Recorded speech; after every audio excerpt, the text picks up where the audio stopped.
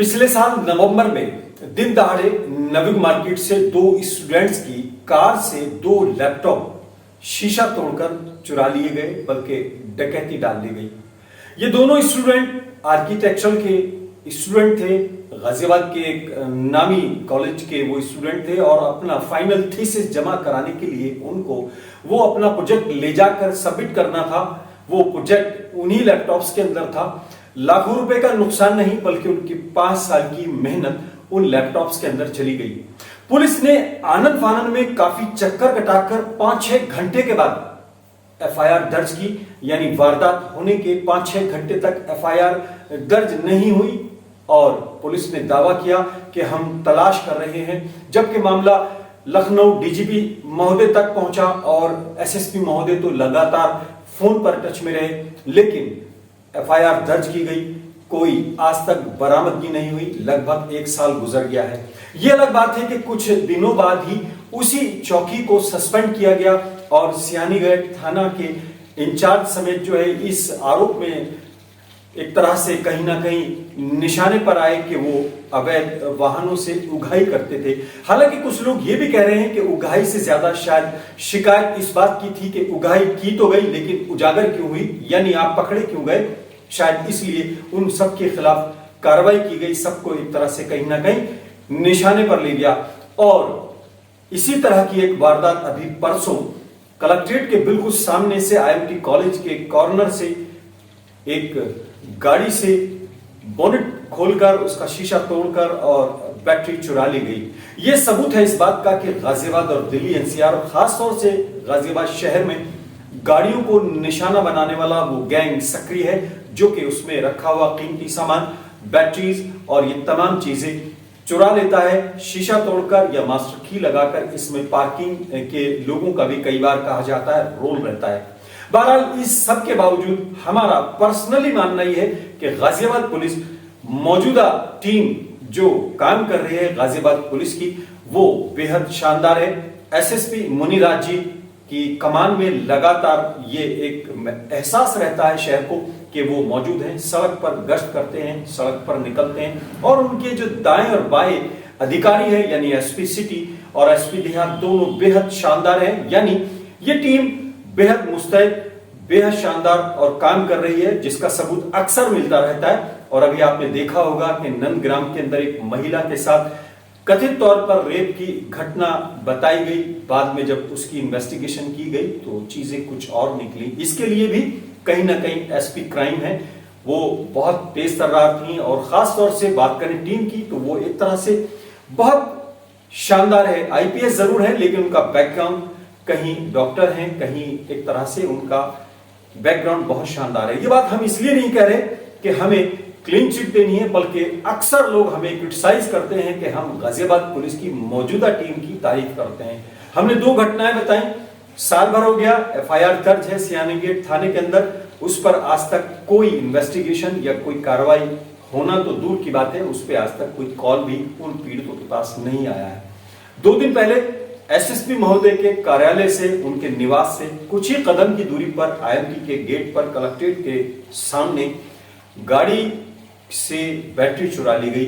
ये वो वारदात है जो कि आमतौर पर लोग थाने तक भी लेकर शायद नहीं जाते होंगे, लेकिन अभी हाल में जो घटना विजयनगर में हुई और उसके अलावा एक फायर ब्रांड जो एक तरह से धर्मगुरु हैं, उनकी बयानबाजी जो आदरणीय प्रधानमंत्री महोदय तक को टारगेट करने से बाज नहीं आते, उनके खिलाफ कार्रवाई और अपहृत बच्चे को 2 ही घंटे में बरामद किए जाने के बाद इस बात पर फिर मोहर लगती है कि गाजियाबाद की मौजूदा टीम खास तौर से एसएसपी मुनिराज जी की कप्तानी में काम कर रही है, लोगों में विश्वास जगा रही है और अपराधियों में खौफ कायम कर रही है।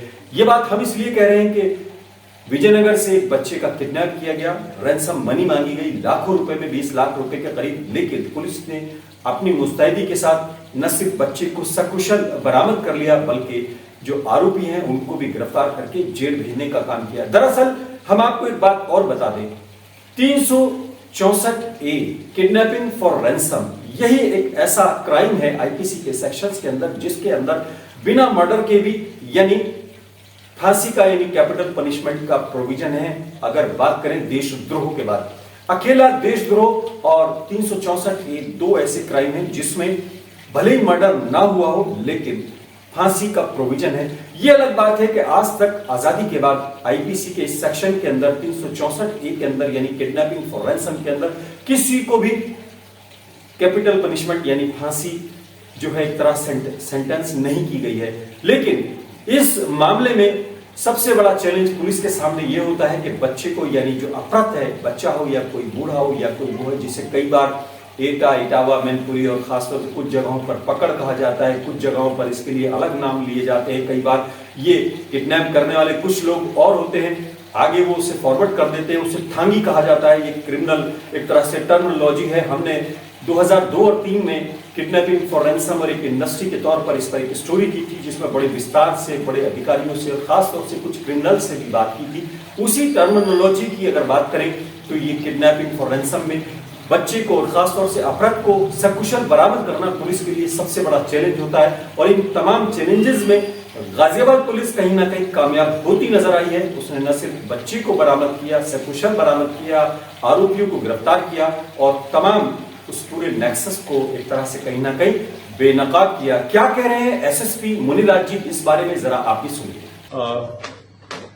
कल थाना विजयनगर के अंतर्गत जल्लीगंज चौकी पर और लगभग 7 बजे के पुलिस को एक सूचना मिली थी 112 के माध्यम से। वो 2.5 साल के बच्चे गायब और उसके बाद पुलिस तुरंत मौके पर पहुंची थी।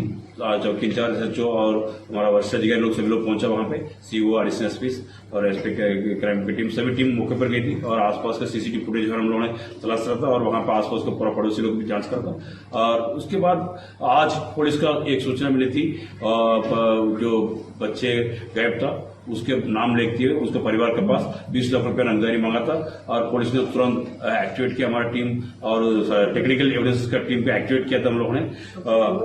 तुरंत एक्टिवेट करते हुए तुरंत नेरो डाउन किया है, कहां से कॉल आई क्या है, उसके आधार पर पुलिस चारों तरफ घेराव करके कुंबिंग ऑपरेशन किया। वहां पर पुलिस देखने के बाद तुरंत वहां पे अपराधी लोग के बीच में मुठभेड़ हुई थी। मुठभेड़ के बाद ये जो अपहरण करता था उसका चोट फायरिंग में घायल हुआ था और पुलिस के भी एक व्यक्ति की घायल ली और वहां पे मौके पर बच्चे सब कुछ बरामद किया है। उसपे मौके पर 2 अपराधी गिरफ्तारी हुआ है, अपहरण करता है। एक घायल होकर हॉस्पिटल में, दूसरा पुलिस के पास है और उनसे इंट्रोडक्शन में पता चला है जो अपहरण करता है उसका नाम है सन्नी है। वो जो बच्चे गायब किडनैपिंग हुआ था उसका पड़ोसी है। वो पिछले 6-7 साल से वहां किराए पर रहता था। उसको बच्चे का परिवार का पूरा स्थिति उनको पता है। ये बच्चे के हम ले जाएंगे तो ये लोग पैसा आराम से दे देंगे। उस तरह सोच के उन्होंने योजना बनाई कि उनका अपना दोस्त साथियों का वहां से फिरोजाबाद से बुलाया और ये बच्चे का हाथ से उठा के ले जाकर दिया था वहां पे लाल के पास दिया था। उसके बाद उन्होंने रात में घुमाया इधर उधर और सुबह उन्होंने योजना बनाई कि उन्होंने रैंसम निकाल के उसके बाद पुलिस तुरंत कार्य कर लिया है। जी हाँ, कई बार एक अकेली वारदात बड़े मैसेज देकर चली जाती है। विजयनगर के अंदर ये किडनैपिंग फॉर रैंसम एक ऐसा चैलेंज था पुलिस के लिए जिसमें न सिर्फ परिवार की खुशियां लौटाने का एक तरह से चैलेंज था बल्कि इलाके में यकीन, अपराधियों में खौफ और शहर के अंदर ये मैसेज दिया जाना कि यकीनन गाजियाबाद के अंदर लॉ एंड ऑर्डर है, पुलिस का इकबाल बुलंद है और पुलिस का डंडा कहीं ना कहीं इफेक्टिव है।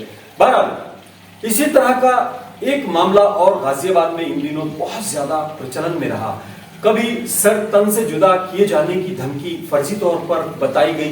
पुलिस ने हालांकि उसमें एफआईआर लगा के एक्सपंज करने की बात कही है, लेकिन वो एक अलग मामला है। इसी तरीके से कुछ और धर्मगुरु थे जो लगातार शहर के माहौल को चैलेंज एक तरह से करते रहे और कहीं ना कहीं स्टेक पर लेते रहे। उसी तरीके से एक और बात हुई, लेकिन गाजियाबाद पुलिस लगातार मुस्तैद रही। अभी हाल ही में एक फायर ब्रांड धर्मगुरु हैं, बड़े आदरणीय हैं, महामंडलेश्वर हैं, एक बड़े समुदाय के तरह से भावनाओं को रिफ्लेक्ट करते हैं और हम भी उनका निजी तौर पर बड़ा सम्मान करते हैं। कई बार हमने उनको डिबेट में भी अपने साथ शामिल किया, जब हम नेशनल चैनल्स के अंदर खासतौर से टीवी की डिबेट में हमारे साथ फोन लाइन पर भी जुड़े, डिबेट में भी रहे। हमारे 1-2 दोस्त हैं, उनके साथ वो एक तरह से उनसे मुलाकात भी रही। लेकिन कई बार उनके बयानों को लेकर चर्चाएं होती हैं, कई बार कथित तौर पर लोग ये भी कहते हैं कि वो विवादित होते हैं। इसी तरीके का एक बयान कथित तौर पर उन्होंने दिया और कहा यह जाता है कि उसमें आदरणीय प्रधानमंत्री महोदय तक के लिए कोई ऐसी टिप्पणी थी जो कि शायद एक्सेप्टेबल नहीं थी। स्वामी जी एक बात मैं बताना चाहता हूँ हिंदुओं को, स्वामी जी मैं एक हिंदुओं को एक बात बताना चाहता हूँ। जो आज मोदी जी कर रहे हैं ना, अपने समय में यही पृथ्वीराज चौहान ने किया था। किसी भी हिंदू को जीवित नहीं छोड़ा था और किसी भी राजा की लड़की नहीं छोड़ी थी, सबकी लड़की उठा रहा था, सबकी लड़की, यहां तक कि भाई की बेटी उठा ली। स्वामी जी राजपूतों के जितने बड़े योद्धा थे सबको मार दिया और मुसलमान को मारा नहीं, जो इतना बड़ा आतंकवादी, इतना बड़ा गिरोह मुझे बार बार छोड़ता रहा महान बनने के लिए। आखिर में मारा हिंदुओं ने तो नहीं मारा ना उसे, मारा तो मुसलमानों ने। यही आज के हुक्मरान कर, यही गांधी ने किया स्वामी जी, ये गांधी ने किया, ये आज मोदी जी कर रहे हैं। और हम केवल और केवल इनकी बाबा बाबा बाबा, अरे कितना बहादुर पृथ्वीराज चौहान, कितने सत्यवादी महात्मा गांधी, और कितना बड़ा हमारा मोदी, विदेशों में जाता तालियां बजती हैं, पूरा दुनिया जीत ली मोदी ने। अरे आराम, जब पता चलेगी ना क्या हुआ तुम्हारे साथ, रोने को भी जगह नहीं मिलने।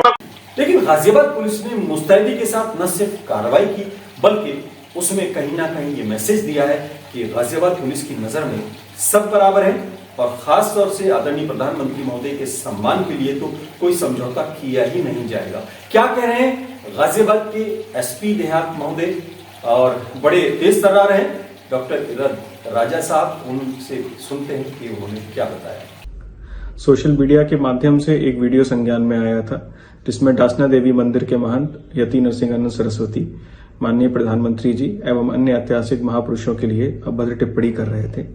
उस वीडियो का संज्ञान लेते हुए थाना मसूरी पुलिस द्वारा एक अभियोग पंजीकृत किया गया है और उसके विषय में आगे अग्रिम वैधानिक कार्रवाई की जा रही है। आपको लग रहा होगा कि हमने गाजियाबाद पुलिस की तारीफ की है या उसकी एक तरह से कहीं ना कहीं टांग खिंचाई की है। आपका ये अपना जुडिक्शन है, आपका प्रेरोगेटिव है, आप कैसे इसको समझते हैं। हमने जो दो घटनाएं बताई, नविक मार्केट से, खासतौर से सियानी गेट थाना क्षेत्र से गाड़ी के शीशे तोड़कर 2 लैपटॉप स्टूडेंट्स के डकैती किए जाना, खासतौर से इसको चाहे डकैती कहें, चोरी कहें या धोखा कहें या जो भी कहें, लेकिन उन स्टूडेंट्स का न सिर्फ प्रोजेक्ट जो था 5 साल की मेहनत थी वो चली गई, बल्कि कई लाख रुपए का उनका नुकसान हुआ, वो आज तक बरामद नहीं हुआ। गाजियाबाद के अंदर लगातार गाड़ियों को निशाना बनाने वाला गैंग सक्रिय है। नव मार्केट हो या आरडीसी हो या फिर कलेक्ट्रेट के सामने हो, कहीं बैटरी चुरा ली जाती है, कहीं लैपटॉप चुरा लिया जाता है, कहीं कीमती सामान चुरा लिया जाता है। लेकिन उनकी बरामदगी की बात या उन पर एक्शन की बात या उनको कंट्रोल करने की बात अगर करें तो कहीं ना कहीं गाजियाबाद पुलिस निशाने पर आती है। लेकिन कई वारदातें ऐसी भी हुई हैं जिससे लगता है कि गाजियाबाद के एसएसपी जब सड़कों पर घूमते हैं, खुद पैदल चलते हैं, तो उनकी टीम में भी एक मोटिवेशन आता है। खासतौर से जो उनके दाएं और बाएं रहते हैं, एसपी सिटी और एसपी देहात, इनका भी एक तरह से वर्किंग स्टाइल बड़ा गजब है, तो उसके नतीजे यकीनन सामने आते हैं। ये आपका अपना फैसला है कि आप गाजियाबाद पुलिस को कितने नंबर देते हैं। हमने आपके सामने एक रिपोर्ट कार्ड पेश किया है, इसको आप न फेवर समझें न कोई विरोध। बहरहाल इस बुलेटिन में आज फिलहाल इतना ही, लेकिन हाँ, आपसे रिक्वेस्ट है कि आप इस चैनल को सब्सक्राइब भी कीजिए और उस पर आने वाले जो विज्ञापन है उनको 10 से 20 सेकंड तक जरूर देखें ताकि इससे हमको आर्थिक लाभ हो सके। क्योंकि हमारे चैनल के लिए आपको किसी तरह की, किसी को कोई भी एक तरह से मदद करने की जरूरत नहीं है, न चंदे की, न विज्ञापन की, न किसी चीज की। हमारे जो कॉर्पोरेट से या जो विज्ञापन आते हैं वही हमारे लिए शायद हमारी जरूरतों से ज्यादा है। हमारे कोई रिपोर्टर या कोई हमारे नाम पर अगर आपसे कहीं कुछ कोई मांगता है या डिमांड करता है, चाहे कवरेज के नाम पर, चाहे किसी भी नाम पर, आप उसको डिनाई भी कीजिए और उसके लिए हमें सूचित भी कीजिए। आप चैनल सब्सक्राइब कीजिए और इस पर आने वाले विज्ञापन को देखिए और फिलहाल अपने मेजबान आजाद खालिद को इजाजत दीजिए। जय हिंद।